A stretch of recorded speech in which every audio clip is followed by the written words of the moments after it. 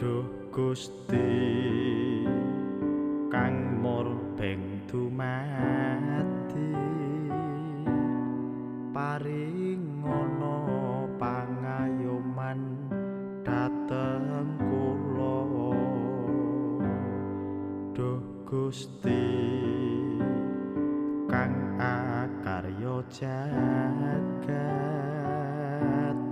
paringono kawelasan